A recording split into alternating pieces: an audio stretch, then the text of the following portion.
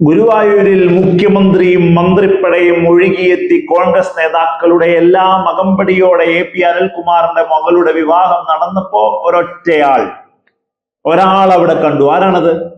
സാക്ഷാൽ മാങ്കൂട്ടത്തിൽ, രാഹുൽ മാങ്കൂട്ടത്തിൽ ഗുരുവായൂരിൽ നിന്ന് വലിയ രീതിയിൽ സെൽഫിയൊക്കെ എടുത്ത് പ്രവർത്തകരോടൊക്കെ ഇടപഴകിക്കൊണ്ടിരിക്കുന്നത് നമ്മൾ കണ്ടു. UDF-കാർ ഒത്തുകൂടുമ്പോ അവിടെ വരും ഈ മാന്യദേഹം എന്നുള്ളതാണ്. UDF-ന്റെ ഫേസ്ബുക്ക് പോസ്റ്റിൽ UDF-കാരനെ പോലെ, UDF-ന്റെ പ്രവർത്തനങ്ങളിൽ UDF-ന്റെ ഒപ്പം, UDF-കാർ ഒത്തുകൂടുന്നിടത്ത് പുള്ളി ഒരു സ്റ്റാറായി വരും എന്നുള്ളതാണ്. ഇന്ന് ഗുരുവായൂരിൽ കണ്ട ഒരു വലിയ സ്റ്റാർ പരിവേഷത്തിൽ ആ കല്യാണത്തിന്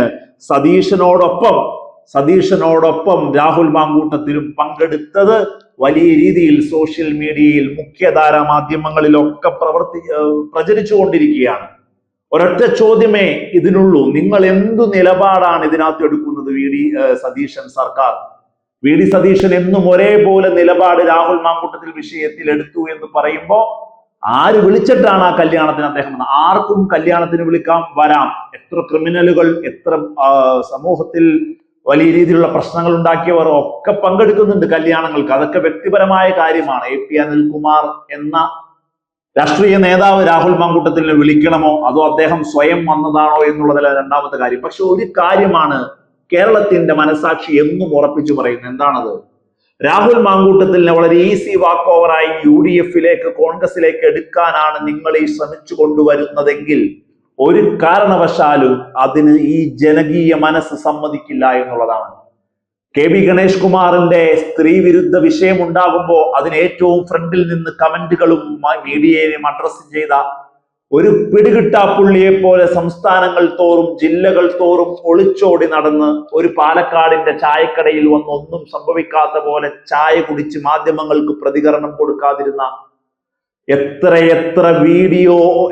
ഓഡിയോ കോളുകളാണ് പ്രചരിച്ചത്. രാഹുൽ മാങ്കൂട്ടത്തിനോട് ഹാഷ്മി പോലെയുള്ള മുഖ്യധാരാ മാധ്യമ പ്രവർത്തകർ പലവട്ടം ചോദിച്ചു ഇന്റർവ്യൂവിലൊക്കെ, നിങ്ങൾ നിഷേധിക്കുന്നുണ്ടോ രാഹുലെ എന്ന്. നിഷേധിക്കുന്നില്ല എന്ന് മാത്രവുമല്ല, കോടതി പോലും പറഞ്ഞ എന്താ, സംഭവങ്ങളൊക്കെ ഉണ്ടായിട്ടുണ്ട്, പക്ഷെ ഉഭയകക്ഷി സമ്മതത്തോടെയാണ് എന്ന്.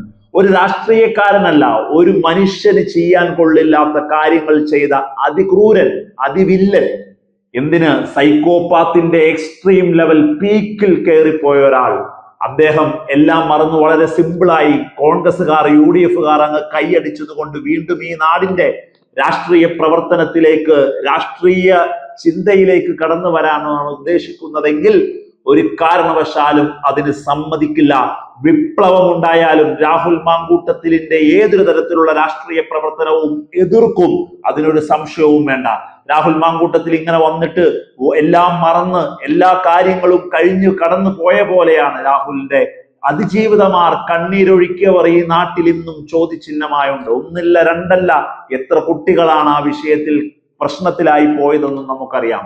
അതുകൊണ്ട് പി അനിൽകുമാറിന്റെ മകളുടെ വിവാഹമല്ല, ഇനി ഏത് കൊടുകുത്തിയാളുടെ കല്യാണത്തിന് വിളിച്ച് നിങ്ങൾ സ്വീകാര്യനാക്കി മാറ്റി കേരളത്തിന്റെ പൊതുബോധത്ത് പുതിയൊരു നിർമ്മിതിക്കായി ശ്രമിച്ചാലും രാഹുൽ മാങ്കൂട്ടത്തിന്റെ കാപട്യം നിറഞ്ഞ ആ മുഖം അതങ്ങനെ തന്നെ ഉണ്ടാവും. അതിനെ വലിച്ചു കീറേണ്ടടുത്ത് മുഴുവനും വലിച്ചു കീറാൻ ഇവിടെ കൃത്യമായ ഇടപെടലുകളുമായി പ്രതിപക്ഷമുണ്ട്, നിഷ്പക്ഷമതികളുണ്ട്. ഒരു സംശയവും അതിന് വേണ്ട എന്നുള്ളതാണ്. VD സതീശൻ ഒന്ന് എതിർക്കാമായിരുന്നില്ലേ പി അനിൽകുമാറിനെ എന്നുള്ളതാണ്. താങ്കളുടെ മകളുടെ വിവാഹത്തിന് രാഹുൽ മാങ്കൂട്ടത്തിൽ ഇപ്പോൾ പങ്കെടുക്കുന്നത് ദോഷം ചെയ്യും. സത്യപ്രതിജ്ഞയ്ക്ക് അദ്ദേഹം ഉണ്ടായിരുന്നു. അങ്ങനെ ഓരോ കാര്യങ്ങൾക്കും, പഴകുളം മധുവിന്റെ പ്രചരണ വാഹനത്തിലേക്ക് തെരഞ്ഞെടുപ്പ് സമയത്ത്, പര്യടന സമയത്ത് ഓടിക്കേറിയതാണ്. ഏതൊരു സമയത്തും ഫേസ്ബുക്ക് പോസ്റ്റുകളുമായി സജീവമാണ്. UDF പ്രവർത്തകനെ പോലെ ഒരല്പം വിട്ടുനിൽക്കൽ ഈ ഒരു ജനകീയ മുഖമുള്ള സമയത്തെങ്കിലും സതീശനാവാമായിരുന്നു, ഒന്ന് ഉപദേശിക്കാമായിരുന്നു സഹപ്രവർത്തകനായ അനിൽകുമാറിനെ എന്നുള്ളതാണ്.